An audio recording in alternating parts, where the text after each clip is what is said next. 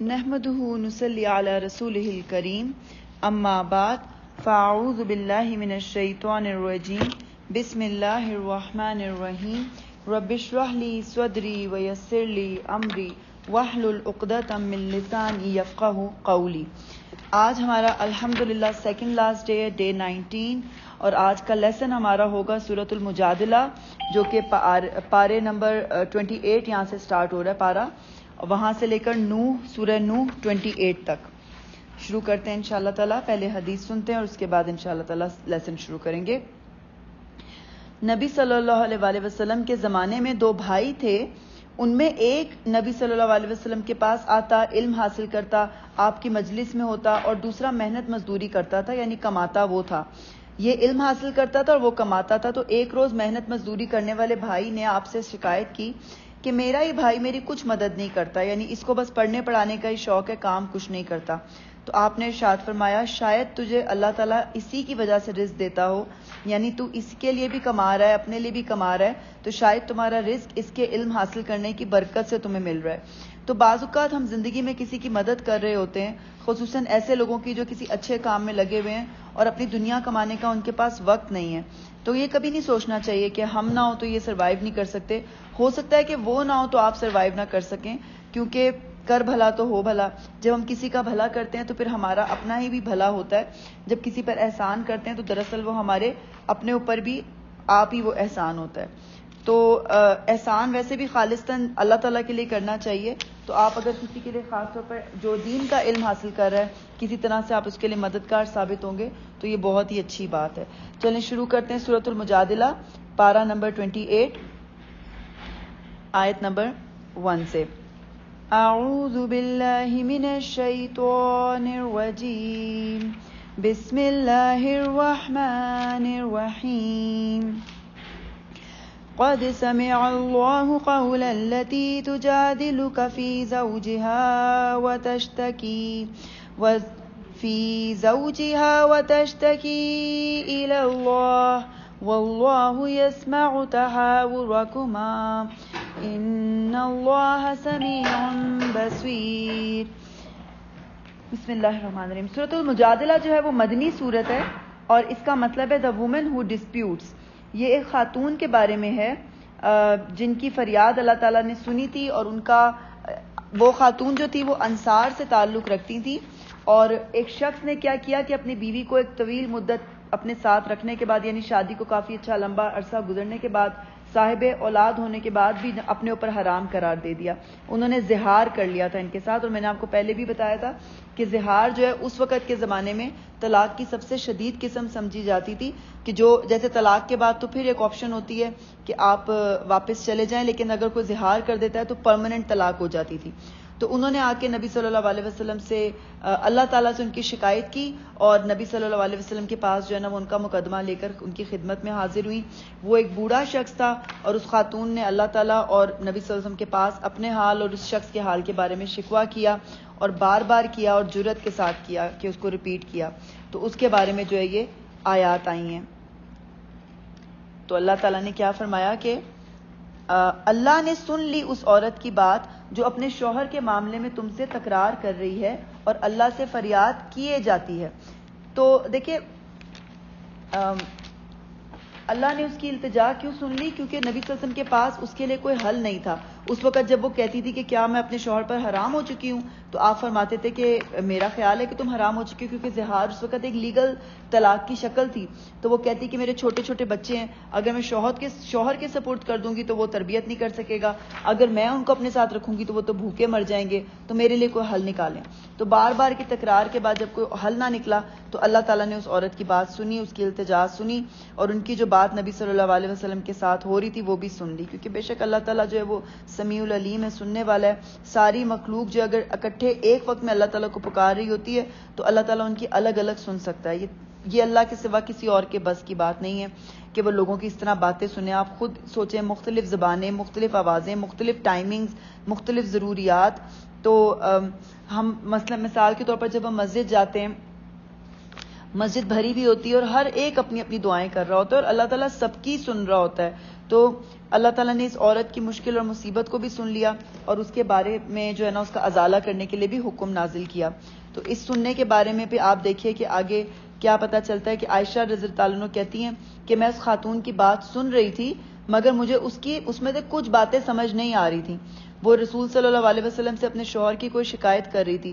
تو اس سے یہ بھی پتہ چلتا ہے کہ اس عورت کی سمجھداری کتنی تھی کہ جب اپنے شوہر کی شکایت کر رہی تھی تو خاموشی کے ساتھ کر رہی تھی کہ کسی دوسرے کو پتہ بھی نہ چلے, اور معاملہ لے کر وہاں گئی تھی جہاں پہ حل ہو سکتا ہے. پھر یہ کہ اپنے خاندان اور اپنے گھر کو بچانے کی بھی اس کو فکر تھی, بچوں کی بھی اس کو فکر تھی, اس لیے وہ نہیں چاہتی تھی کہ اس کا شوہر اس کو اپنے سے الگ کرے. اور اسی عورت کے بارے میں جو ہے, خاتون جو تھی, ان کے بارے میں یہ بات آتی ہے کہ ایک دفعہ عمر رضی اللہ عنہ کہیں جا رہے تھے اور راستے میں ایک بوڑھی عورت نے ان کو راستہ روک لیا اور کافی دیر تک ان کی باتیں چلتی رہیں. تو عمر رضی اللہ عنہ جو ہے وہ توجہ سے سنتے رہے. ساتھیوں نے بعد میں پوچھا کہ آپ نے اتنا ٹائم ان کو دیا, اتنی دیر سنتے رہے. تو انہوں نے فرمایا کہ یہ وہ عورت ہے جس کی بات اللہ نے سن لی تو میری کیا مجال. تو اسی لیے جو ہے نا ان کا بہت ریگارڈ ہو گیا صحابہ کے بیچ میں بھی کہ اللہ نے ان کی بات سنی اور آیت نازل کی تو وہ بہت زیادہ ان کو رسپیکٹ دیتے تھے. اللہ نے سن لی اس عورت کی بات جو اپنے شوہر کے معاملے میں تم سے تکرار کر رہی ہے اور اللہ سے فریاد کیے جاتی ہے. اللہ تم دونوں کی گفتگو سن رہا ہے, وہ سب کچھ سننے والا اور دیکھنے والا ہے. تم میں سے جو لوگ اپنی بیویوں سے زہار کرتے ہیں, تو یہ بات میں نے آپ کو پہلے بھی بتائی تھی کہ زہار وہ کہتے تھے کہ تمہاری پیٹھ میرے اوپر ایسی ہے جیسے میری ماں کی پیٹھ, اور پرماننٹ طلاق ہو جاتی تھی. استغفر اللہ. تو ان کی بیویاں ان کی مائیں نہیں ہیں, ان کی مائیں تو وہی ہیں جنہوں نے ان کو جنا ہے. یہ لوگ ایک سخت ناپسندیدہ اور جھوٹی بات کہتے ہیں, اور حقیقت یہ ہے کہ اللہ بڑا معاف کرنے والا اور درگزر فرمانے والا ہے. تو آپ یہ دیکھیں کہ یہاں پر اللہ تعالیٰ نے فوری یعنی لا علمی میں جو تم لوگ کر چکے ہو اب توبہ کر لو, جو پیچھے ہو چکا اب اللہ درگزر فرمانے والا ہے. جو لوگ اپنی بیویوں سے زہار کریں پھر اپنی اس بات سے رجوع کریں جو انہوں نے کہی تھی, یعنی کہ چپکے سے جو ایک آدمی جو ہے جیسے زہار کر بیٹھے, پھر کفارہ ادا کیے بغیر میاں بیوی کے درمیان جو ہے وہ تعلقات چلتے رہیں اور آپس میں جو ہے کسی کو دنیا والوں کو خبر نہ ہو, تو اللہ تعالیٰ کو بہرحال اس کی خبر ہوگی اور اللہ کے مواخذے سے بچ نکلنا ان کے لیے ممکن نہیں ہے. تو جو لوگ اپنی بیویوں سے زہار کریں پھر اپنی اس بات سے رجوع کریں یعنی واپس پلٹ جائیں جو انہوں نے کہی تھی, تو قبل اس کے کہ دونوں ایک دوسرے کو ہاتھ لگائیں, یعنی کہ دوبارہ وہ جو تعلق اگر کرنے سے پہلے ان کو اب جرمانہ دینا پڑے گا, ایک غلام آزاد کرنا ہوگا. اس سے تم کو نصیحت کی جاتی ہے, اور جو کچھ تم کرتے ہو اللہ اس سے باخبر ہے. اور جو شخص غلام نہ پائے وہ 2 مہینے کے پے در پے روزے رکھے. پے در پے روزے ہوتے ہیں یعنی جب تک وہ روزے نہیں رکھے گا, ایک تو یہ کہ وہ بیوی کے قریب نہیں جائے گا, اور دوسری بات پے در پے روزے کا مطلب ہوتا ہے کہ اگر آپ کا ایک روزہ چھوٹ گیا ہے تو اب دوبارہ سے 2 منتھس کی وہ گنتی شروع کریں گے. تو پے در پے روزے رکھے قبل اس کے کہ دونوں ایک دوسرے کو ہاتھ لگائیں, اور اس پر بھی جو قادر نہ ہو وہ 60 مسکینوں کو کھانا کھلائے. تو آپ یہ دیکھیں کہ یہ بہت بڑا جو ہے نا اس کو گناہ کبیرہ بھی میں کہا جاتا ہے, کیونکہ یہ حرمت والے رشتوں کی حرمت کو پامال کرنے والی بات ہوتی ہے. یہ پینالٹی کے لیے جو ہے وہ یہاں پہ سزا کا لفظ اس لیے نہیں آیا کیونکہ یہ سارے جو کام ہیں یہ عبادات کے انہوں نے اللہ تعالیٰ نے ان کو بتائے, اس لیے سزا کا لفظ نہیں آیا, لیکن یہ پینالٹی ان کی ہے اگر کوئی زہار دے. تو زہار کا کلمہ جو ہے وہ طلاق نہیں ہوتی اس سے, مگر پھر بھی یہ کہنے سے گناہ کبیرہ ہے, اس لیے کفارہ بتایا جا رہا ہے. اور جھگڑا میاں بیوی دونوں کا ہے, لیکن سزا جو ہے وہ صرف شوہر کو. کیوں؟ کیونکہ اتھارٹی کے ساتھ ذمہ داری بھی آ جاتی ہے.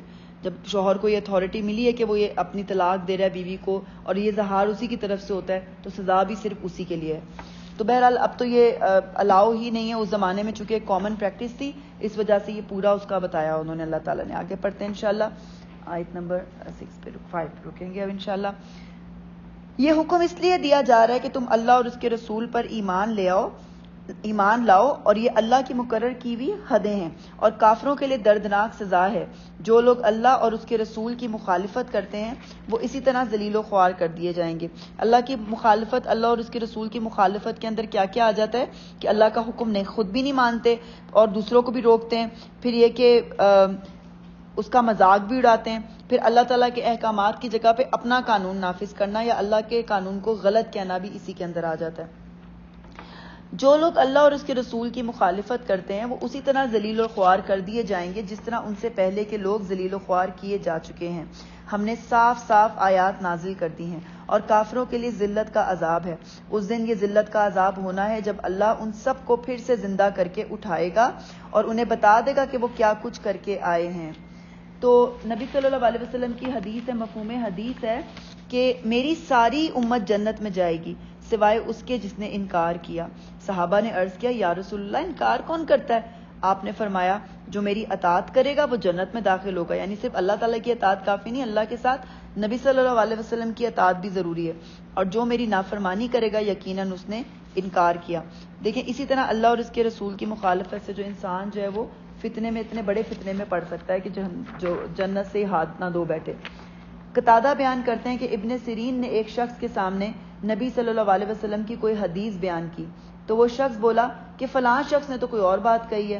تو ابن سیرین نے کہا کہ میں تمہیں نبی صلی اللہ علیہ وسلم کی حدیث سنا رہا ہوں اور تم کہہ رہے ہو کہ فلاں نے تو یہ کہا ہے، آئندہ مجھ سے کوئی بات نہ کرنا۔ یعنی اس پر سخت وہ ناراض ہو گئے، اور یہی بات میں نے پہلے بھی ذکر کیا تھا آپ سے کہ جہاں پر حدیث آ جاتی ہے نا وہاں پر اپنی باتوں کو روک لینا چاہیے، اپنے اوپینینز کو اپنے تک رکھنا چاہیے، کیونکہ آپ کے جو اوپینینز ہیں آپ کے گلے میں پڑ سکتے ہیں، آپ کے جنت آپ کے ہاتھوں سے جا سکتی ہے۔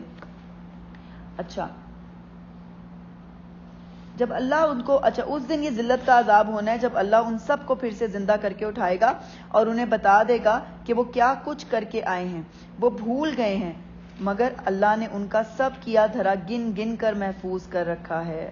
تو آپ یہ دیکھیں کہ لوگ تو غلط کام کر کے بھول جاتے ہیں لیکن اللہ تعالیٰ نہیں بھولتے، اور اللہ ایک ایک چیز پر شاہد ہے، یعنی اللہ ایک ایک چیز پر گواہ ہے۔ ایک حدیث میں آتا ہے کہ نبی صلی اللہ علیہ وسلم نے فرمایا کہ اللہ تعالیٰ فرمائے گا اے ابن آدم میں بیمار ہوا تو نے میری عیادت نہیں کی، اے ابن آدم میں نے تجھ سے کھانا مانگا تو نے مجھے کھانا نہیں کھلایا، اے ابن آدم میں نے تجھ سے پانی مانگا تو نے مجھے پانی نہیں پلایا۔ تو بندہ کہے گا اے میرے رب میں تیری عیادت کیسے کرتا، تجھے کیسے کھانا کھلاتا، تجھے کیسے پانی پلاتا جبکہ تو رب العالمین ہے۔ تو اللہ تعالیٰ فرمائے گا کیا تو نہیں جانتا تھا کہ میرا فلاں بندہ بیمار تھا، تو نے اس کی عیادت نہیں کی، اگر تو اس کی عیادت کرتا تو مجھے اس کے پاس پاتا۔ اسی طرح کھانے کے بارے میں بھی اور پینے کے بارے میں بھی۔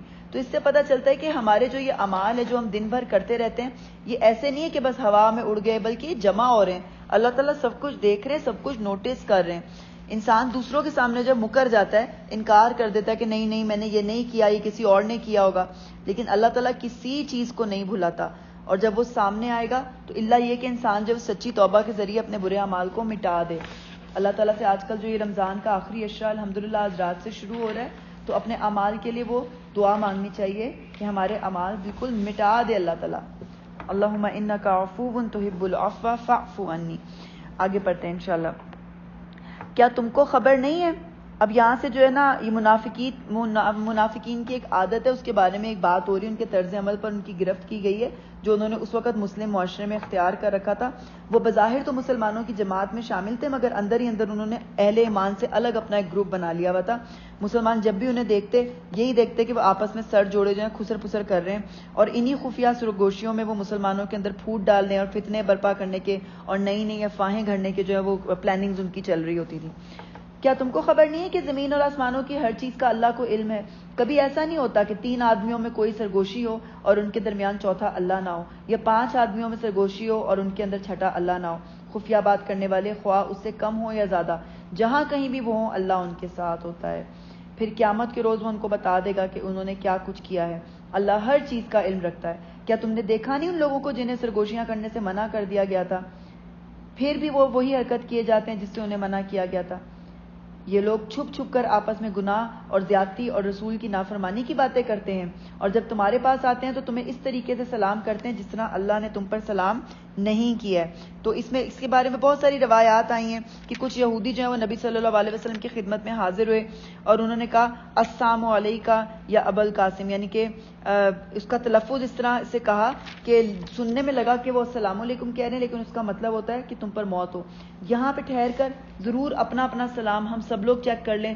کچھ ایک ہمارے ایکسنٹ کا ہوتا ہے جو ہم نے پہلے سے سیکھا ہوتا ہے، کچھ ہماری توجہ اس کی طرف نہیں ہوتی، تو ہم لوگ السلام علیکم کو بگاڑ کے جو ایک الگ سا لفظ بولتے ہیں، بعض اوقات وہ میننگ جو ہے وہ بہت ہی برا بن جاتا ہے اور وہ دوسرے پہ آپ دعا دینے کے بجائے آپ بدعا ہی دے رہے ہوتے ہیں۔ تو جب میں یہ کورس کری تھی، اور بعض اوقات ایسا ہوتا ہے کہ آپ نہیں کریکٹ کر سکتے اس کو، تو کورس میں ہم نے یہی بات سیکھی تھی کہ اگر آپ کو لگتا ہے کہ کوئی جان بوجھ کے آپ کو ایسے بولا تو آگے سے پھر آپ وعلیکم بول دیں کہ آپ جو مجھے بول رہے وہی آپ کے اوپر، جب آپ کو کوئی دعا نہیں دے رہا۔ تو ہم لوگ کو یہ دعا دینے سلام کی جو برکتیں ہیں وہ تبھی حاصل ہوتی ہیں جب سلامتی کی دعا آپ کسی کو دے رہے ہیں. تو السلام علیکم جو پراپر ورڈ ہے وہ السلام علیکم ہے. اس کو پلیز جو اپنی کریکشن کریں, جو اگر آپ لوگ غلط بولتے ہیں تو اس کو ٹھیک کریں, کیونکہ یہ امپورٹنٹ بات ہے. اچھا, کیونکہ قرآن میں بھی دیکھیں اس کے بارے میں مینشن آ رہا ہے کہ اللہ تعالیٰ سنتے ہیں, اللہ تعالیٰ نوٹس کرتے ہیں کہ آپ کس طرح سے دوسرے سے آ کے بات کریں. جب تمہارے پاس آتے ہیں تو تمہیں اس طریقے سے سلام کرتے ہیں جس طرح اللہ نے تم پر سلام نہیں کیا ہے, اور اپنے دلوں میں کہتے ہیں کہ ہماری ان باتوں پر اللہ ہمیں عذاب کیوں نہیں دیتا. یعنی انہیں پتہ ہوتا ہے کہ ہم غلط کر رہے ہیں اور ویٹ کر رہے ہوتے ہیں کہ اب اتنا بڑا ہم نے کام کیا, نبی صلی اللہ علیہ وسلم کو ہم نے السلام علیکم کہا ہے, اس کا مطلب ہے کہ تم پر موت آئے تو اب ہماری پکڑ کیوں نہیں ہو رہی. ان کے لیے جہنم ہی کافی ہے, اسی کا وہ ایندھن بنیں گے, یعنی کہ وہ فیول ہوں گے اس جہنم کا. ہیومن باڈیز جو ہیں, یہ میں نے آپ کو پہلے بھی, ہم نے سٹارٹنگ میں جب یہ پڑھی تھی بات کہ ہیومن باڈیز جب جلتی ہیں نا تو اس کی جو اسمیل ہوتی ہے جو بڑی خوفناک قسم کی ہوتی ہے. تو سوچے کہ جہنم اس طرح کی بدبوؤں سے بھری ہوئی ہوگی کیونکہ ہیومنز جو ہے وہ اس کا فیول ہوں گے. بڑا ہی برا انجام ہے ان کا. اے لوگو جو ایمان لائے ہو, جب تم آپس میں پوشیدہ بات کرو تو گناہ اور زیادتی اور رسول کی نافرمانی کی باتیں نہیں بلکہ نیکی اور تقوی کی باتیں کرو, اور اس خدا سے ڈرتے رہو جس کے حضور تمہیں حشر میں پیش ہونا ہے. تو یہ تربیت کس کے لیے کہ صدقہ بھی جو ہے وہ خاموشی سے کرنا چاہیے, ایسے کام بتا کے نہیں کرنے چاہیے. تو ان معاملوں میں جو ہے وہ آپس میں وہ ہوتا ہے, کیا کہتے ہیں اس کو, اجازت ہے. جیسے یوسف علیہ السلام کی مثال یاد کر لیں کہ انہوں نے اپنے بھائی کو جب اپنا بتانا تھا اپنا پلان کہ میں تمہارا بھائی ہوں بچھڑا ہوا اور اب میں تم سب کو یہیں بلا لوں گا یا میں تمہیں روکوں گا, تو انہوں نے الگ لے جا کر ان کو یہ بات بتائی تھی. اچھا, جب آپس میں پوشیدہ باتیں کرو تو گناہ اور زیادتی اور رسول کی نافرمانی کی نہیں بلکہ نیکی اور تقوی کی باتیں کرو, اور اس خدا سے ڈرتے رہو جس کے حضور تمہیں حشر میں پیش ہونا ہے. کانا پوسی تو ایک شیطانی کام ہے, اور وہ اس لیے کی جاتی ہے کہ ایمان لانے والے لوگ اس سے رنجیدہ ہوں, حالانکہ بے اذن خدا یعنی اللہ کی مرضی کے بغیر وہ انہیں کچھ بھی نقصان نہیں پہنچا سکتی. اور مومنوں کو اللہ ہی پر بھروسہ رکھنا چاہیے. وعلی اللہ فلیتوکل المؤمنون. اے لوگوں جو ایمان لائے ہو, جب تم سے کہا جائے کہ اپنی مجلسوں میں کشادگی پیدا کرو تو جگہ کشادہ کر دیا کرو, اللہ تمہیں کشادگی بخشے گا. اس سے کیا فائدہ ہوتا ہے, جب کوئی آتا ہے آپ اس کو ویلکم کرنے کے لیے جو ہے جگہ بنائیں اس کو اپنے ساتھ بیٹھانے کے لیے, اور اس سے فائدہ یہ ہوتا ہے کہ اب محبت پیدا ہوتی ہے, نظم و ضبط پیدا ہوتا ہے, اور زیادہ لوگ جو ہیں وہ سماج سکتے ہیں, رحمتوں کے دروازے آپ کے کھل جاتے ہیں. اور مجلسوں میں جگہ نہ دینا جو ہے نا وہ دلوں کی تنگی کی علامت ہے. کہ اور اس کا مظاہرہ آپ میں سے جو بھی ٹریول کیا ہوگا انشاءاللہ حج کے لیے یا عمرے کے لیے, وہاں پر خاص طور پہ حج پہ میں نے دیکھا تھا, اور میں یہی سوچ رہی تھی کہ حج پہ ہم آئے ہوئے ہیں, جب وہاں کیمپس میں رکے ہوئے تھے تو لوگ جگہ مل لیتے تھے, پھر ٹانگیں پھیلا کے بیٹھ جاتے تھے, حالانکہ وہ باریک باریک سے گدے انہوں نے سب کو دیے ہوتے ہیں, سب نے انہی کے اوپر پورا آنا ہوتا ہے, اتنی سی جگہ ہی ہوتی ہے. تو ان کی وجہ سے کچھ اور لوگ تھے جو بڑی تکلیف میں تھے, کچھ ایسے بھی لوگ تھے جو کہ آدھی رات وہ پھر لیٹتے تھے, پھر بیٹھ جاتے تھے, پھر دوسرا بندہ لیٹ جاتا تھا. تو اس طرح جو ہے ان لوگوں کی صرف جگہ پھیلانے کی وجہ سے کتنی دوسرے لوگوں کو تکلیف کا سامنا کرنا پڑا.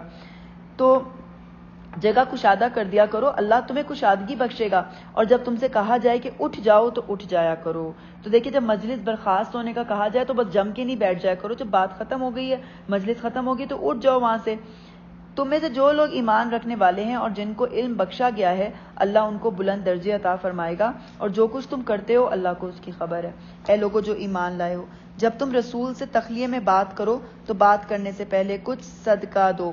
ہوتا یہ تھا کہ نبی صلی اللہ علیہ وسلم جو تھے وہ اویلیبل تھے ہر وقت, تو لوگ آ کے ان سے بلا وجہ کے سوال بہت سارے کثرت سوال وہ کرتے رہتے تھے. تو اس کے بعد پھر یہ آیت آئی کہ اگر تم نے کوئی تخلیہ میں سیپریٹ پرائیویٹ کوئی بات کرنی ہے تو اس سے پہلے تم صدقہ دو.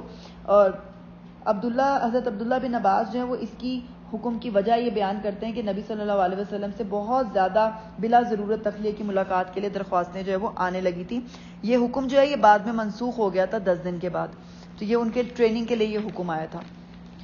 یہ تمہارے لیے بہتر اور پاکیزہ تر ہے, البتہ تم صدقہ دینے کے لیے کچھ نہ پاؤ تو اللہ غفور و رحیم ہے.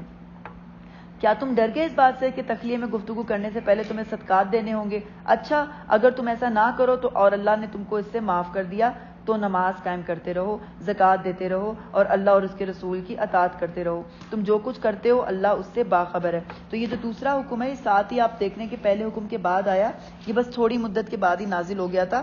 تو قتادہ کہتے ہیں کہ یہ 1 دن سے بھی کم مدت تک باقی رہا، اور مقاتل بن حیان کہتے ہیں 10 دن تک رہا. تو بہرحال کوئی روایت میں یہ تھوڑے شارٹ پیریڈ کے بعد ہی یہ حکم جو ہے منسوخ ہو گیا تھا.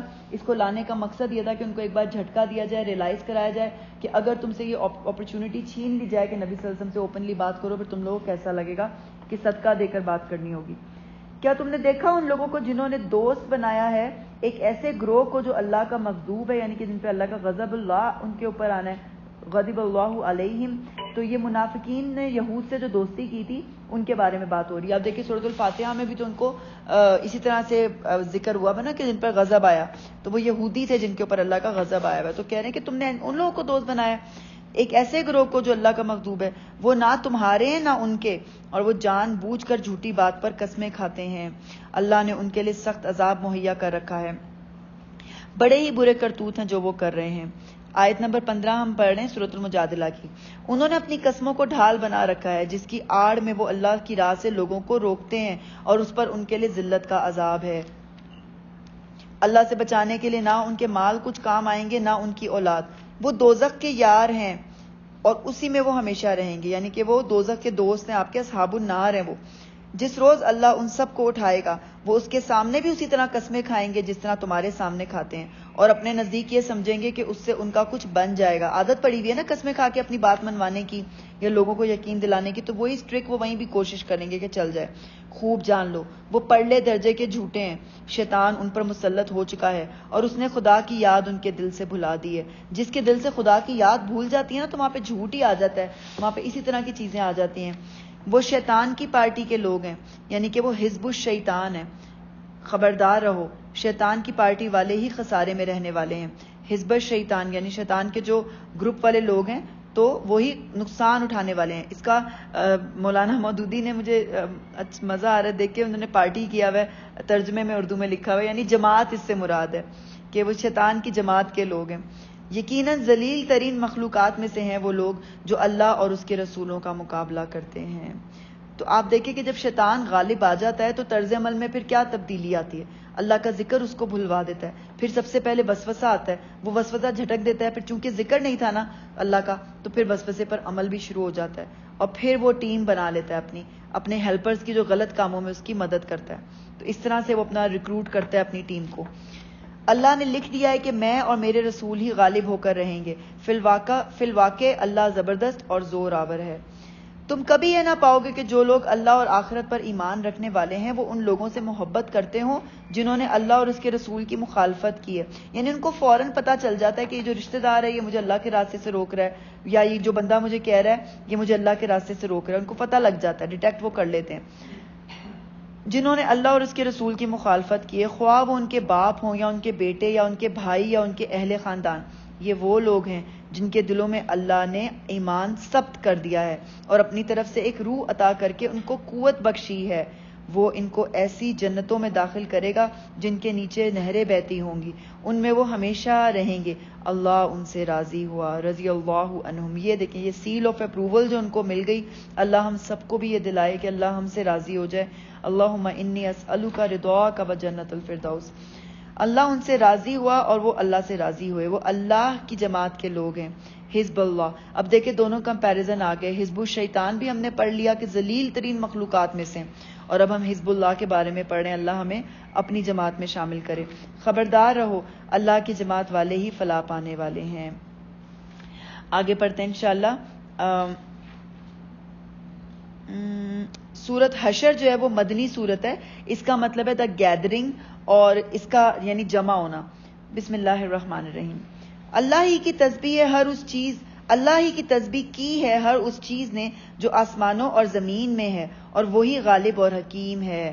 تو دیکھیں آپ تسبیح نہیں کریں گے پھر سبحان اللہ و بحمدہ سبحان اللہ العظیم. دیکھیں تسبیح کی اہمیت کسی نہ کسی پارے میں، مطلب ہر پارے میں کسی نہ کسی طریقے سے وہ بیان ہوئی ہے.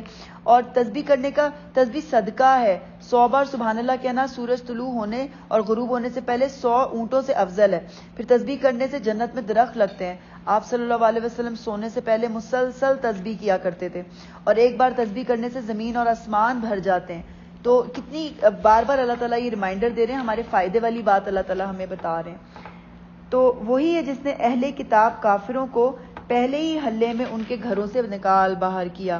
یہاں پر مراد کافروں سے جو اہل کتاب کافر ہیں وہ بنو نذیر کا جو یہودی قبیلہ ہے جو مدینہ کے ایک حصے میں رہتا تھا. اس قبیلے سے نبی صلی اللہ علیہ وسلم کا کانٹریکٹ تھا، لیکن اس نے بار بار جو ہے وہ عہد شکنی کی.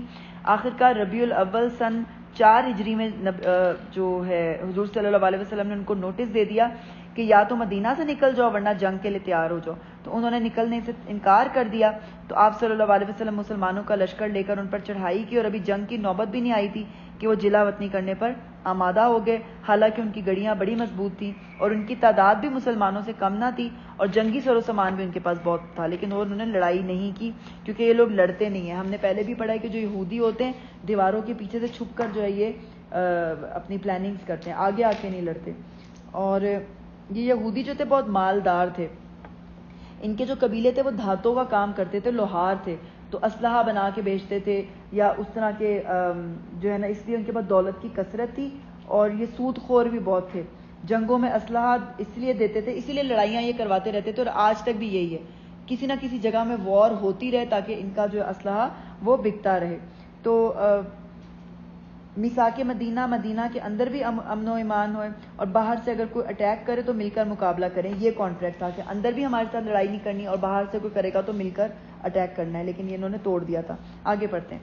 وہی ہے جس نے اہل کتاب کافروں کو پہلے ہی حلے میں ان کے گھروں سے نکال باہر کیا. تمہیں ہرگز یہ گمان نہ تھا کہ وہ نکل جائیں گے، اور وہ بھی یہ سمجھے بیٹھے تھے کہ ان کی گھڑیاں انہیں اللہ سے بچا لیں گی، مگر اللہ ایسے رخ سے ان پر آیا جدھر ان کا خیال بھی نہ گیا. دیکھیں اللہ تعالیٰ نے نا ان کے دلوں میں دہشت ڈال دی تھی، اس وجہ سے ان کے دل ہی ڈر گئے تھے ان کے، اس لیے انہوں نے کوئی ایسی جو ہے نا لڑائی نہیں کی تھی. اور پھر جنگ احزاب کے بعد جو ہے نا بنو قریظہ کے مردوں کو قتل کروا کر عورتوں اور بچوں کو مسلمانوں میں تقسیم کیا گیا تھا. یہ بنو قریظہ کے ساتھ ہوا تھا. ابھی ہم بنو نذیر کا پڑھ رہے ہیں. بہرحال آگے پڑھتے ہیں. اس نے ان کے دلوں میں رعب ڈال دیا. نتیجہ یہ ہوا کہ وہ خود اپنے ہاتھوں سے اپنے گھروں کو برباد کر رہے تھے. انہوں نے کیا کیا تھا، بہت ہی دنیاوی محبت تھی نا، تو وہ تو اپنے گھروں کی جو قیمتی چیزیں ہیں وہ اتار کے لے کے جا رہے تھے. تو کھڑکیوں کے پینلز تھے وہ تک وہ اتار کے لے کے جا رہے تھے، جو چیز اکھاڑ سکتے تھے وہ اکھاڑ کے لے کے چلے گئے. وہ اپنے گھروں کو برباد کر رہے تھے اور مومنوں کے ہاتھوں بھی برباد کروا رہے تھے. بس عبرت حاصل کرو اے دیدہ بینا رکھنے والو. ان کے نا مورال ڈاؤن ہو گئے تھے. جب انسان اگر حق پر ہوتا ہے نا تو ہمت نہیں ہارتا، چاہے ہاتھ میں لکڑی بھی ہو، لیکن یہ جانتے تھے کہ ان کے دل میں کیا ہے. انہیں پتا تھا کہ یہ غلط ہے، اس لیے وہ ہمت ہار گئے تھے. اگر اللہ نے ان کے حق میں جلا وطنی نہ لکھ دی ہوتی تو وہ دنیا میں ہی انہیں عذاب دے ڈالتا، جیسے قوم عاد کی طرح ان کو دیا گیا، اور آخرت میں تو ان کے لیے دوزخ کا عذاب ہے ہی. اور دنیا کے عذاب کا مطلب یہ ہے کہ ان کا نام و نشان جو مٹا دیا جاتا. یہ سب کچھ اس لیے ہوا کہ انہوں نے اللہ اور اس کے رسول کا مقابلہ کیا، اور جو بھی اللہ کا مقابلہ کرے اللہ اس کو سزا دینے میں بہت سخت ہے. تم لوگوں نے کھجوروں کے جو درخت کاٹے یا جن کو اپنی جڑوں پر کھڑا رہنے دیا، یہ سب اللہ ہی کے اذن سے تھا. تو یہاں سے یہ کیا ہوا تھا کہ بنی نذیر کی بستی کی طرف نا نخلستان واقع تھے جو بہت سارے مسلمانوں کو انہوں نے روکا ہوا تھا، ایک طرح سے آڑ تھی. تو مسلمانوں نے کیا کیا کہ بہت سارے درختوں کو محاصرے کے آغاز میں کاٹ دیا، جلا دیا، تاکہ محاصرہ جو بآسانی کیا جائے، اور درخت جو ہے وہ ہماری فوجی نقل و حرکت میں حائل نہ تھے، ان کو کھڑا رہنے دیا. تو اس پر مدینہ کے منافقین اور یہودیوں نے شور مچا دیا کہ نبی صلی اللہ علیہ وسلم تو فساد فی الارض منع کرتے ہیں، یہ دیکھ لو ہرے بھرے پھلدار درخت کاٹے جا رہے ہیں، کیا یہ فساد فی الارض نہیں ہے؟ اس پر اللہ تعالیٰ نے یہ آیت نازل کی کہ جو درخت کاٹے اور جن کو کھڑا رہنے دیا ان میں سے کوئی بھی فعل ناجائز نہیں، یہ بإذن اللہ تھا. اور اللہ نے یہ اذن اس لیے دیا تاکہ فاسقوں کو ذلیل اور خوار کرے. تو دیکھیں یہ ان کی بھی ایک ذلت کا سامنا تھا کہ جو درخت انہوں نے اپنے ہاتھوں سے لگائے تھے، جو باغ انہوں نے اپنے ہاتھوں سے لگائے تھے، ان کے وہ مالک چلے آ رہے تھے، ان کی آنکھوں کے سامنے وہ کاٹے جا رہے تھے، اور وہ کاٹنے والوں کو کسی طرح روکنے کی طاقت نہیں رکھ سکتے تھے. اور دوسرا یہ کہ ان کے کاٹنے میں ذلت کا پہلو یہ بھی تھا کہ وہ مدینہ سے جب نکلے تو ان کی آنکھیں دیکھ رہی تھی کہ کل تک جو یہ ہرے بھرے باغ ان کی ملکیت میں تھے آج یہ مسلمانوں کے قبضے میں جا رہے ہیں. اور ان کا بس چلتا تو وہ درخت بھی اکھاڑ کر لے جاتے، اور ایک سالم درخت جو ہے نا ان کے حوالے نہ کرتے، سارا کچھ تباہ کر کے چلے جاتے، جس طرح انہوں نے اپنے گھروں کو توڑ پھوڑ کر وہ گئے تھے. ان کا مقصد یہ تھا ایک تو توڑ کے قیمتی چیزیں اکھاڑنا، دوسرا یہ کہ قابل استعمال نہ رہیں. اور جو مال اللہ نے ان کے قبضے سے نکال کر اپنے رسول کی طرف پلٹا دیے وہ ایسے مال نہیں ہیں جن پر تم نے اپنے گھوڑے اور اونٹ دوڑائے ہوں، یعنی جنگ نہیں ہوئی، بلکہ اللہ اپنے رسولوں کو جس پر چاہتا ہے تسلط عطا فرما دیتا ہے، اور اللہ ہر چیز پر قادر ہے. جو کچھ بھی اللہ بستیوں کے لوگوں سے اپنے رسول کی طرف پلٹا دے وہ اللہ اور رسول اور رشتہ داروں اور یتامہ اور مساکین اور مسافروں کے لیے ہے، تاکہ وہ تمہارے مالداروں ہی کے درمیان گردش نہ کرتا رہے۔ تو سرکولیشن آف منی جو ہے وہ بہت امپورٹنٹ ہے۔ مالدار کے پاس یہ فلو پالیسی ہے اللہ تعالیٰ کی کہ پیسہ جو ہے وہ ریوالو ہوتا رہے، مالداروں کے درمیان ہی نہ بس گھومتا رہے۔ جو کچھ رسول تمہیں دے وہ لے لو، اور جس چیز سے وہ تم کو روک دے اس سے رک جاؤ۔ اللہ سے ڈرو، اللہ سخت سزا دینے والا ہے۔ نیز وہ مال ان غریب مہاجرین کے لیے ہے جو اپنے گھروں اور جائیدادوں سے نکال باہر کیے گئے ہیں۔ یہ لوگ اللہ کا فضل اور اس کی خوشنودی چاہتے ہیں اور اللہ اور اس کے رسول کی حمایت پر کمر بستہ رہتے ہیں، یعنی ہمیشہ جو ہے وہ الرٹ رہتے ہیں، تیار رہتے ہیں۔ دیکھیے 40 سے زیادہ مقامات پر قرآن پاک میں رسول کی اطاعت کا حکم دیا گیا ہے۔ یہی راست باز لوگ ہیں، اور وہ ان لوگوں کے لیے بھی ہے جو ان مہاجرین کی آمد سے پہلے ہی ایمان لا کر دار الہجرت میں مقیم تھے، یعنی جو پہلے سے یہاں پر آ چکے ہوئے تھے، جو پہلے سے یہاں پر رہ رہے تھے۔ انصار یعنی صرف مہاجرین کا ہی حق نہیں ہے، انصار کا بھی حق ہے۔ یہ ان لوگوں سے محبت کرتے ہیں جو ہجرت کر کے ان کے پاس آئے ہیں، اور جو کچھ بھی ان کو دے دیا جائے اس کی کوئی حاجت تک یہ اپنے دلوں میں محسوس نہیں کرتے، اور اپنی ذات پر دوسروں کو ترجیح دیتے ہیں، خواہ خود اپنی جگہ پہ وہ محتاج ہو، یعنی اپنی ضروریات پہ یہ دوسروں کی طرف جو ہے وہ کرتے ہیں، پریورٹائز کرتے ہیں، ان کو پریورٹی دیتے ہیں کہ ان کو دے دو۔ تو آپ یہ دیکھیں کہ جس طرح جسم میں اگر خون سارا ایک طرف چلا جائے یا ایک جگہ پہ خون نہ پہنچے تو پھر کیا ہوتا ہے، دونوں ہی بیماریوں کی صورت میں بن جاتا ہے۔ تو اسی طرح معاشرے میں بھی جو ہے وہ دولت سرکولیٹ کرتی رہنی چاہیے، نہ یہ کہ ایک ہی جگہ پہ ساری جمع ہو جائے اور نہ یہ کہ کسی کو بالکل ہی نہ ملے۔ تو کے بارے میں پڑھتے ہیں۔ نبی صلی اللہ علیہ وسلم کی خدمت میں ایک شخص حاضر ہوا اور کہا، اللہ کے رسول میں فاقہ زدہ شخص ہوں۔ تو آپ نے اپنی ازواج کے پاس اسے بھیج دیا مگر کچھ کھانے کی کوئی چیز نہ تھی۔ تو آپ نے فرمایا کیا کوئی ایسا شخص ہے جو آج رات اس کی مہمانی کرے، یعنی اس میزبان کی مہمانی کرے تو اللہ کو اس پر رحم فرمائے۔ تو ایک انصاری صحابی اٹھ کھڑے ہوئے اور کہا کہ اے اللہ کے رسول میں اس کی مہمانی کروں گا۔ پھر وہ انہیں اپنے ساتھ اپنے گھر لے گئے اور اپنی بیوی سے کہا کہ یہ اللہ کے رسول کے مہمان ہیں۔ تو غریب فقیر شخص فاقہ زدہ جس کو تھوڑا سا کچھ کھانے کو چاہیے تھا اس کو مہمان کا درجہ دیا اور اس کو آپ صلی اللہ علیہ وسلم نے اپنے گھر والوں کے پاس بھیجا، مگر جب کچھ نہ پایا تو پھر اس انصاری نے اس کو اپنا مہمان بنا لیا۔ تو پھر ہم دیکھیں گے کہ اللہ تعالیٰ نے کس طرح سے ان کی عزت کی کہ اپنی ذات پر دوسروں کو ترجیح دیتے ہیں خواہ اپنی جگہ خود محتاج ہوں۔ تو یہ ان کی تعریف کے بارے میں کہا جا رہا ہے، اور یہ واقعہ بڑا اچھا ہے کہ وہ جو ان کو جب انہوں نے اپنی بیوی سے کہا کہ ان سے کوئی چیز بچا کر نہ رکھنا ہے، یعنی جو ہے سامنے رکھ دو، تو وہ کہنے لگی کہ اللہ کی قسم میرے پاس تو صرف بچوں کا کھانا ہے اور کچھ نہیں ہے گھر میں۔ تو انصاری صحابی نے کہا کہ جب بچے کھانا مانگنے لگے تو انہیں سلا دینا، چراغ بجھا دینا، آج رات ہم بھی بھوکے رہیں گے۔ بیوی نے ایسے ہی کیا اور ان کے ساتھ نا انہوں نے کھانے کی ایکٹنگ کی تھی، مطلب ان کو مہمان کو لگا تھا کہ یہ کھانا وہ لوگ بھی کھا رہے ہیں لیکن وہ خالی برتنوں کو ایسے ایسے موو کر رہے تھے کہ جیسے ہم بھی کھا رہے ہیں، اور بچوں کو بھی انہوں نے بھوکا سلا دیا تھا، تو جو کچھ تھا انہوں نے ان کو دے دیا تھا۔ رسول صلی اللہ علیہ وسلم نے فرمایا کہ جو مال خرچ کرنے پر بخیل ہو تو اسے کثرت سے سبحان اللہ و بحمدہ پڑھنا چاہیے، یہ اللہ کے نزدیک سونے کے پہاڑ خرچ کرنے سے زیادہ پسندیدہ ہے۔ دوسری بات یہ کہ نبی صلی اللہ علیہ وسلم کو بھی دل کی تنگی کا علاج تسبیح بتایا گیا، جو لوگوں کی باتوں کی وجہ سے آپ کا دل تنگ ہوتا تھا تو اس کا علاج تسبیح بتایا گیا۔ تو تسبیح کو پڑھنا جو ہے وہ دل کو وسیع کرتا ہے۔ پھر دوسرا حل کیا ہے، جو شہ کورڈ یہاں پر ابھی آئے گا، آگے آیت نمبر 9 میں ہی آئے گا، شہ ہوتا ہے دل کی تنگی۔ تو اس کا علاج کیا ہے کہ مال کی ہرس ہونے کے باوجود اپنے پسندیدہ مال میں سے خرچ کرنا اور مال اکٹھا کرنے کے بجائے ساتھ ساتھ نکالتے رہنا۔ پھر یہ کہ بخل کے لیے اللہ سے پناہ بھی ساتھ ساتھ مانگی جائے۔ چلیں آگے پڑھتے ہیں، انشاءاللہ تعالی اس آیت کو مکمل کرتے ہیں۔ اپنی ذات پر دوسروں کو ترجیح دیتے ہیں خواہ اپنی جگہ خود محتاج ہوں۔ حقیقت یہ ہے کہ جو لوگ اپنے دل کی تنگی سے بچا لیے گئے، یہ ہے شح جو ہے کہ مال و دولت کو جمع کرنے کی ہرس اور پھر خرچ نہ کرنا، تنگ نظری اور تنگ دلی۔ حدیث میں آتا ہے کہ ایمان اور شح نفس کسی شخص کے اندر جمع نہیں ہو سکتی۔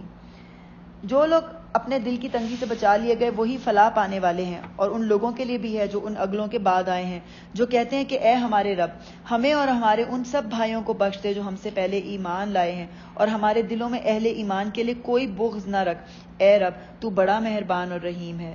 تو یہ بھی دعا جو ہے یہ ربنا سے سٹارٹ ہوتی ہے۔ قرآن پاک میں بے شمار دعائیں ہیں، میرا خیال ہے 40 دعائیں ہیں جو تقریباً ربنا سے جو سٹارٹ ہوتی ہیں، ربی سے سٹارٹ ہوتی ہیں، اور ان کی کمپائلیشن بھی ایک الگ کتاب کے اندر پبلش ہوئی ہوئی ہے، تو بہت اچھی دعائیں ہیں پڑھنے کے لیے۔ آگے سورہ آیت نمبر 30 جی سپارہ ہے ہمارا 28، سورہ الحشر آیت نمبر 11 شروع ہو رہی ہے۔ تم نے دیکھا نہیں ان لوگوں کو جنہوں نے منافقت کی روش اختیار کی؟ یہ اپنے کافر اہل کتاب بھائیوں سے کہتے ہیں اگر تمہیں نکالا گیا تو ہم تمہارے ساتھ نکلیں گے اور تمہارے معاملے میں ہم کسی کی بات ہرگز نہیں مانیں گے، یعنی کہ اتھارٹی کی ہم نافرمانی کریں گے، اور اگر تم سے جنگ کی گئی تو ہم تمہاری مدد کریں گے۔ دیکھیں اتھارٹی کی جو نافرمانی ہے نا وہ فساد کا باعث بنتا ہے۔ مفہوم حدیث ہے کہ 2 خصلتیں جو کسی مسلمان کے اندر جمع نہیں ہو سکتی، ایک ہے کہ بد اخلاقی اور بخل۔ بہرحال تمہارے معاملے میں ہم کسی کی بات ہرگز نہ مانیں گے، اور اگر تم سے جنگ کی گئی تو ہم تمہاری مدد کریں گے، مگر اللہ گواہ ہے کہ یہ لوگ قطعی جھوٹے ہیں، اور اگر وہ نکالے گئے تو یہ ان کے ساتھ ہرگز نہ نکلیں گے، اور اگر ان سے جنگ کی گئی تو یہ ان کی ہرگز مدد نہ کریں گے، اور اگر یہ ان کی مدد کریں گے بھی تو پیٹ پھیر جائیں گے اور پھر کہیں سے کوئی مدد نہ پائیں گے۔ ان کے دلوں میں اللہ سے بڑھ کر تمہارا خوف ہے، اس لیے کہ یہ ایسے لوگ ہیں جو سمجھ بوجھ نہیں رکھتے۔ تو یہ اس سے کیا مطلب ہوا کہ اللہ سے بڑھ کر تمہارا خوف ہے؟ اس سے مراد یہ ہے کہ جو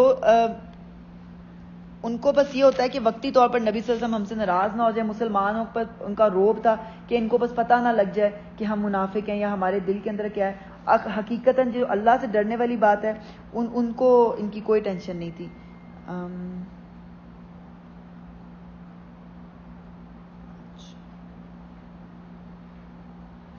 یہ عبداللہ بن ابی کے بارے میں آ رہا ہے، جب اس کو بنو نذیر کے نکالے جانے کی خبر ہوئی تو اس نے کہا ہرگز نہ نکلنا، اگر تم نکالے گئے تو ہم بھی نکلیں گے۔ تو یہ اس کے بارے میں پس منظر ہی آ رہا ہے۔ بہرحال آگے پڑھتے ہیں انشاءاللہ تعالی۔ یہ کبھی اکٹھے ہو کر کھلے میدان میں تمہارا مقابلہ نہ کریں گے، لڑیں گے بھی تو قلعہ بند بستیوں میں بیٹھ کر یا دیواروں کے پیچھے چھپ کر۔ یہی بات میں آپ کو پہلے بتا رہی تھی کہ یہودی جو ہوتے ہیں نا وہ لڑائی نہیں کرتے، پیچھے چھپ کر کرتے ہیں، پیچھے سے وار کرتے ہیں یا پیچھے چھپ کر رہتے ہیں، سامنے کسی اور کو لڑواتے ہیں۔ یہ آج تک ایسے ہی چل رہا ہے۔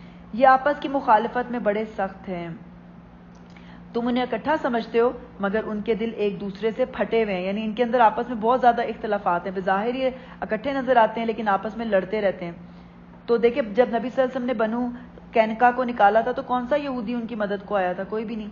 ان کا یہ حال اس لیے ہے کہ یہ بے عقل لوگ ہیں، یہ انہی لوگوں کی مانند ہیں جو ان سے تھوڑی ہی مدت پہلے اپنے کیے کا مزہ چکھ چکے ہیں۔ کون تھے وہ؟ جنگ بدر کی بات ہو رہی ہے، اور ان کے لیے دردناک عذاب ہے۔ ان کی مثال شیطان کی سی ہے کہ پہلے وہ انسان سے کہتا ہے کہ کفر کر، اور جب انسان کفر کر بیٹھتا ہے تو وہ کہتا ہے میں تجھ سے بری ذمہ ہوں۔ اس کے بارے میں جو ہے نا ایک بہت ہی اچھا واقعہ میں آپ کو سناتی ہوں۔ بنی اسرائیل کا ایک راہب تھا جو ہمیشہ عبادت کرتا رہتا تھا، مسلسل روزے رکھتا رہتا تھا، 10 دن میں ایک بار جو ہے وہ افطار کرتا تھا۔ 70 سال اس نے اس طرح کیے۔ شیطان نے اس کو اپنی چال میں اس طرح سے پھنسایا کہ مصنوعی راہب بن کر آیا اور اس سے بھی زیادہ عبادت گزار بن گیا اور اس کا اعتماد حاصل کر لیا۔ پھر اس کو خود ہی جو ہے نا وہ دعائیں اس نے سکھائیں، علاج کی، پھر لوگوں کو تنگ کر کے بیمار کر کے اس کے پاس بھیجا تو راہب وہ دعائیں پڑھتا، وہ بالکل ٹھیک ہو جاتے۔ پھر ایک بیمار کو بھیجا جس سے ایک لڑکی کو بھیجا۔ اچھا یہ واقعہ تو بہت شارٹ فارم میں آپ کو بتا رہی ہوں، بہت ہی زبردست واقعہ ہے اور صحیح واقعہ ہے کہ وہ لڑکی کو کس طرح سٹیپ بائی سٹیپ گریجولی اس نے جو ہے نا یعنی کھانا دینے کے بہانے پہلے کھانا اس کو دروازے پہ دینے گیا، پھر اندر دینے گیا، پھر اچھا چلو اب تو جان پہچان ہوگی میں اور اندر چلا جاؤں۔ بہرحال وہ راہب اس سے زنا کر بیٹھا۔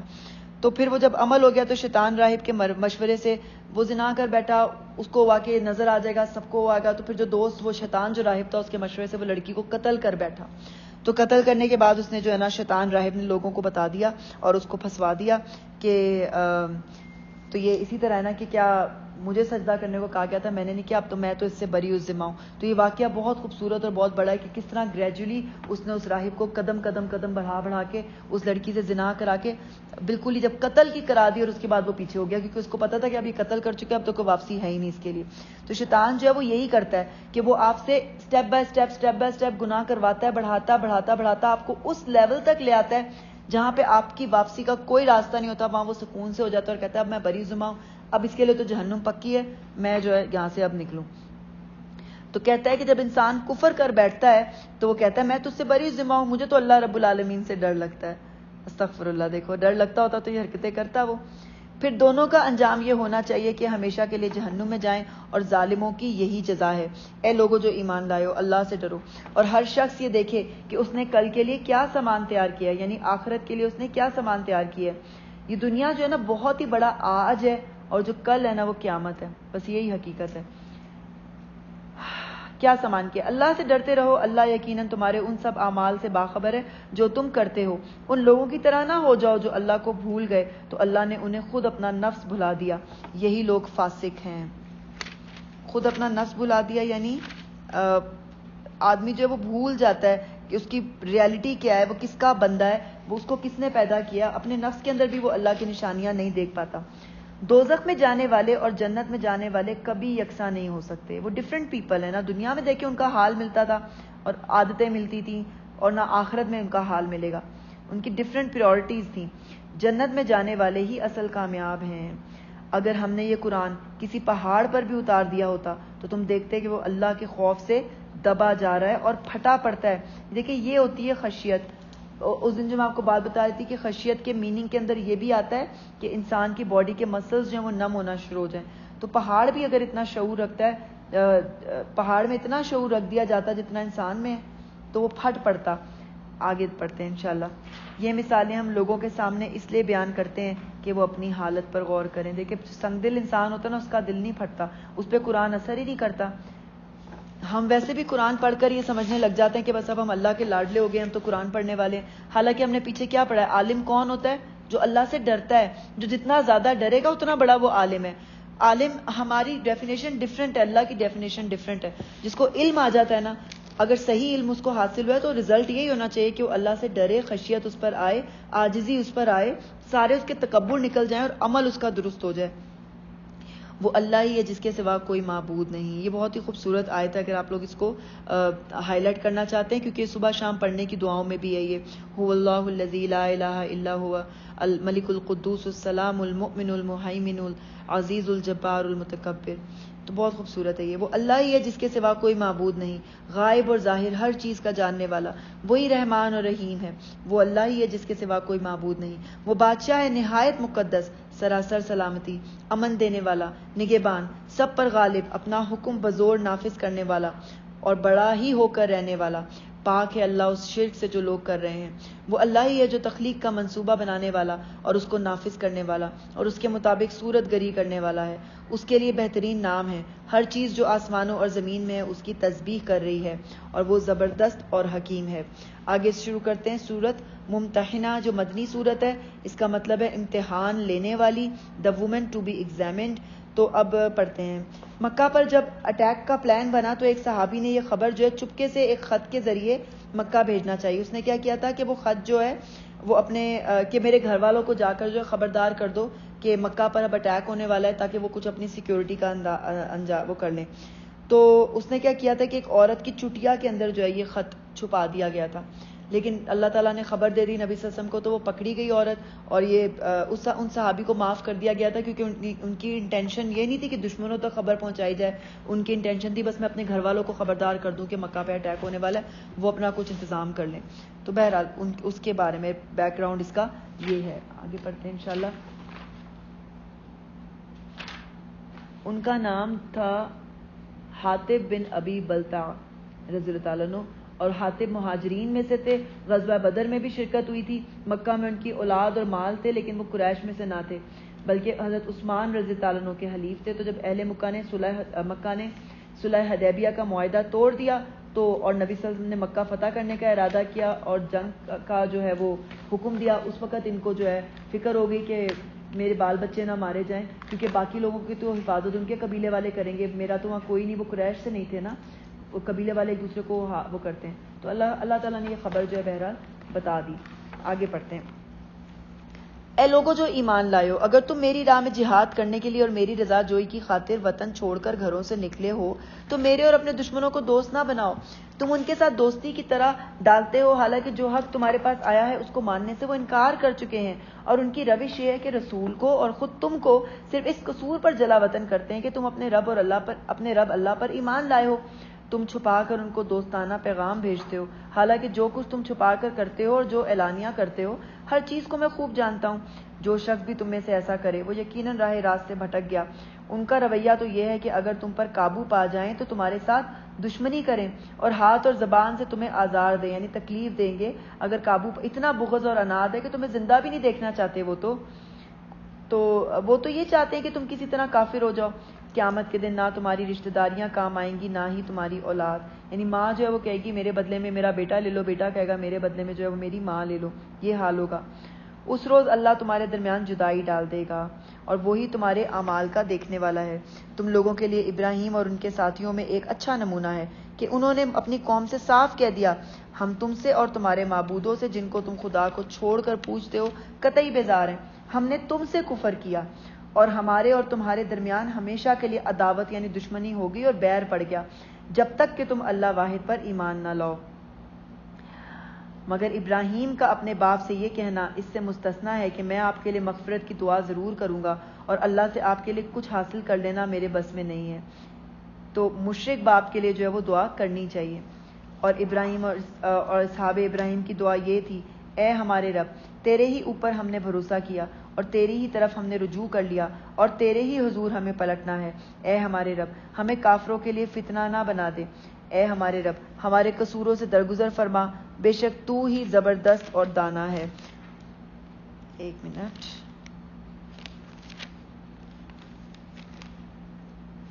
کافروں کے لیے فتنہ بنانے کا یہ مطلب بھی ہو سکتا ہے کہ ہمارے جو دنیا میں جو ان کے ہماری ویکنیسز ہیں وہ ان کو نہ پتہ چلیں، یا ان کو جو ہے وہ ایسی کوئی بات نہ ہماری پتہ چلے جن سے وہ ہمارے اوپر ان کو اپر ہینڈ مل جائے۔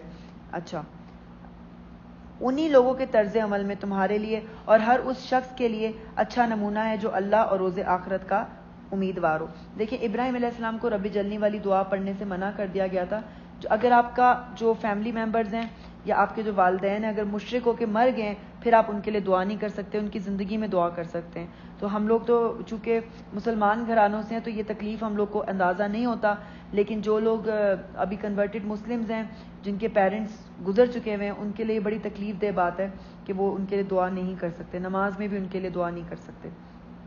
اچھا، انہی لوگوں کے طرز عمل میں تمہارے لیے اور ہر اس شخص کے لیے اچھا نمونہ ہے جو اللہ اور روز آخرت کا امیدوار ہو۔ اس سے کوئی منحرف ہو تو اللہ بے نیاز اور اپنی ذات میں آپ محمود ہے۔ بعید نہیں کہ اللہ کبھی تمہارے اور ان لوگوں کے درمیان محبت ڈال دے جن سے آج تم نے دشمنی مول لی ہے۔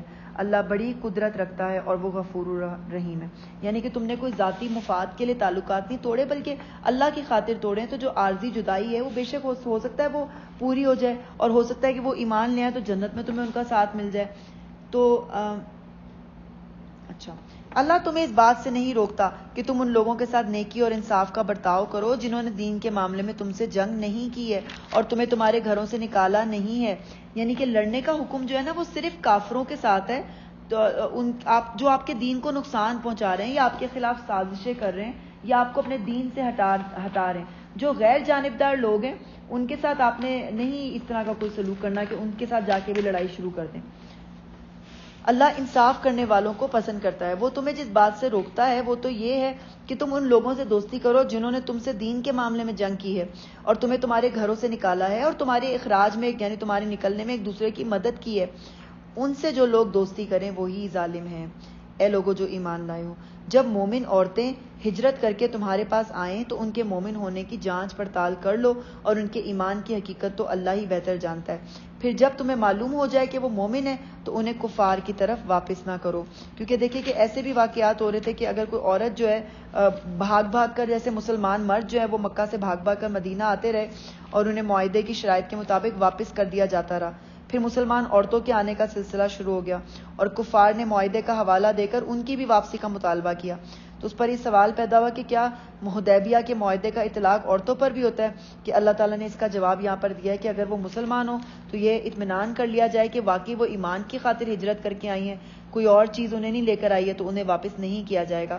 اس حکم پر کہ جو معاہدے کی شرائط لکھی گئی تھی ان میں رجل کا لفظ لکھا گیا تھا، جیسا کہ یہ بخاری کی روایت سے، دیکھیں کتنی چھوٹی چھوٹی کمپلیکیشنز اس وقت شروع ہوں گی اور کتنی تکلیف دہ بات ہوتی۔ جب وہ معاہدہ لکھا گیا اسی وقت ایک صحابی تھے جو بھاگ کے آ گئے تھے اور ان کو واپس کرنا پڑ گیا ان کو کہ اب ہم لکھ چکے ہیں ہم آپ کو, حالانکہ وہ تھے مضبوط. تو اللہ تعالیٰ نے عورتوں کے لیے جو وہ راستہ نکال دیا کہ جو عورتیں بھی آئیں ان کو واپس کرنے کی ضرورت نہیں, بس کنفرم کر لو کہ وہ ایمان کے لیے آئی ہیں تو پھر ان کو واپس نہیں کرنا.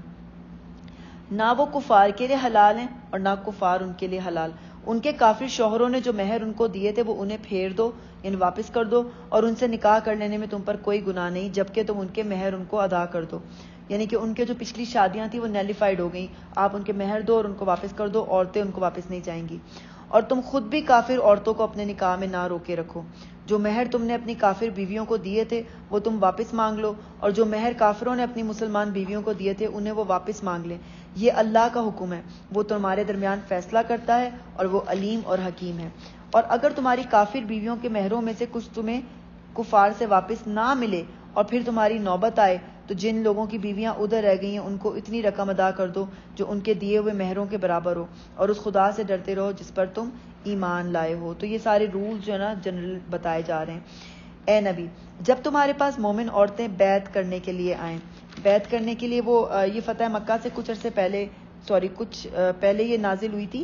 اس کے بعد جب مکہ فتح ہوا تو قریش کے لوگ جوک در جوک نبی صلی اللہ علیہ وسلم سے بیعت کرنے کے لیے حاضر ہوئے, اور آپ نے مردوں سے کوہ صفا پر خود بیعت لی, اور حضرت عمر کو اپنی طرف سے مامور فرمایا کہ وہ عورتوں سے بیعت لیں. جو میں نے آپ کو پہلے ایک ریفرنس دیا تھا نا کہ عمر رضی اللہ عنہ کو انہوں نے بھیجا تھا کچھ لوگ, وہ اسی کا واقعہ تھا جہاں جا کے انہوں نے کہا تھا کہ میں اللہ کے رسول کا بھیجا ہوا رسول ہوں. تو اپنی طرف مامور فرمایا کہ وہ عورتوں سے بیعت لیں اور ان باتوں کا اقرار کرائیں جو اس آیت میں بیان ہوئی ہے. پھر مدینہ واپس تشریف لے جا کر آپ نے ایک مکان میں انصار کی خواتین کو جمع کرنے کا حکم دیا اور حضرت عمر کو ان سے بیعت لینے کے لیے بھیجا. تو یہ جو بیعت ابھی جو ہم پڑھیں گے نا یہ اول ان لوگوں سے لی گئی ہے اور یہ ہمارے سے بھی ہے. ہم بھی جب ایمان لاتے ہیں تو ان ساری باتوں کو ہم تسلیم کرتے ہیں کہ ہم نے یہ نہیں کرنا. تو جو اب میں آیت پڑھنے جا رہی ہوں آپ لوگ اس کو غور سے سنیں. اس زمانے میں جو بیعت ہوتی وہ آپ کے ہاتھ پر نہیں رکھتی تھی, زبانی بیعت کرتے تھے, اور اس بیعت میں ان باتوں کے علاوہ کچھ اور بھی چیزیں شامل تھیں کہ تم نوحہ نہیں کرو گی, پہلی جاہلیت کی طرح زیب و زینت نہیں کرو گی, یعنی خوبصورتی نمایاں نہیں کرو گی, اپنے آپ کو حجاب میں رکھو گی. تو بہرحال یہ جو آیت ہم ابھی پڑھ رہے ہیں اس کو غور سے سننا ہے کیونکہ ہم سب خواتین ہیں یہاں پہ. یہ اللہ سے ہمارا وعدہ ہے, اللہ کے نبی کے ذریعے کرایا گیا. اے نبی, جب تمہارے پاس مومن عورتیں بیعت کرنے کے لیے آئیں اور اس بات کا عہد کریں کہ وہ اللہ کے ساتھ کسی کو شریک نہ کریں گی, چوری نہیں کریں گی, زنا نہیں کریں گی, اپنی اولاد کو قتل نہیں کریں گی, اس میں ابارشنز بھی آتے ہیں, اپنے ہاتھ پاؤں کے آگے کوئی بہتان گھڑ کر نہ لائیں گی, یعنی کہ کسی اور کا بچہ کسی اور سے منسوب کرنا یا کسی عورت پہ بہتان لگا کے کہنا کہ یہ خراب ہے, یا خود زنا کرنا اور شوہر سے کہنا کہ یہ بچہ تیرا ہے. اس طرح کی ساری باتیں بہتان کے اندر ہی آتی ہیں, یا کوئی مکر و فریب کر کے جو ہے وہ اس طرح کی باتیں کرنا. اور کسی امر معروف میں تمہاری نافرمانی نہ کریں گی, یعنی کہ اس میں بھی بہت زیادہ یہ کہ نبی صلی اللہ علیہ وسلم کی اطاعت پر بھی بھلائی میں اطاعت کی قید لگائی ہے. حالانکہ دیکھیے نبی صلی اللہ علیہ وسلم کے بارے میں یہ کوئی بھی ذرا سا بھی شک نہیں ہو سکتا کہ وہ کسی گناہ کا حکم دے یا برائی کا حکم دے, لیکن پھر بھی اطاعت اس کی کرنی ہے جو اچھے صحیح معاملے میں امر معروف میں تمہاری نافرمانی نہ کریں گی. تو ان سے بیعت لے لو اور ان کے حق میں اللہ سے دعائے مغفرت کرو, یقیناً اللہ درگزر فرمانے والا اور رحم کرنے والا ہے.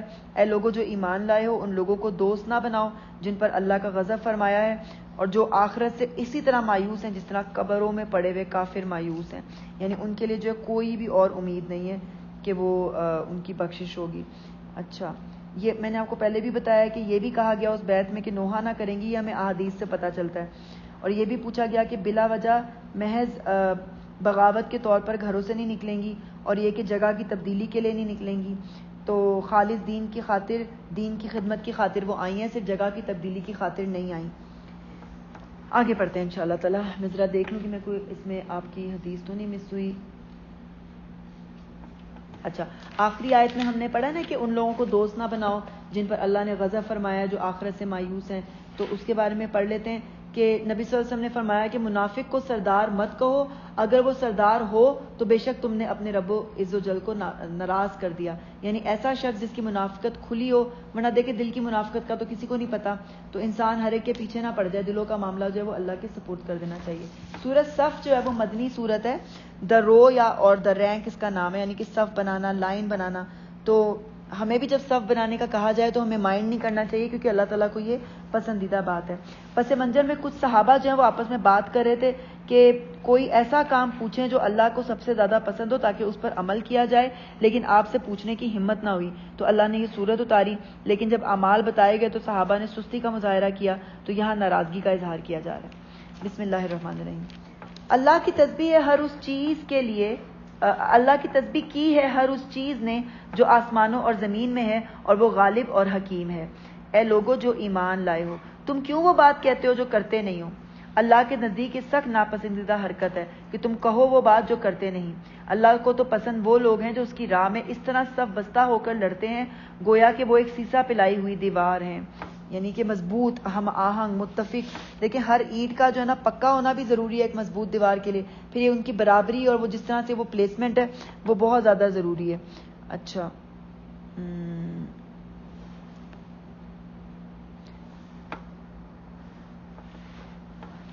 اچھا اس میں یہ سن لیتے ہیں۔ نبی صلی اللہ علیہ وسلم نے فرمایا کہ میں نے معراج کی رات کچھ لوگوں کو دیکھا کہ ان کے ہونٹ آگ کی کینچیوں سے کاٹے جا رہے تھے، جب بھی وہ کاٹے جاتے پھر ٹھیک ہو جاتے۔ تو میں نے پوچھا اے جبریل یہ کون ہے؟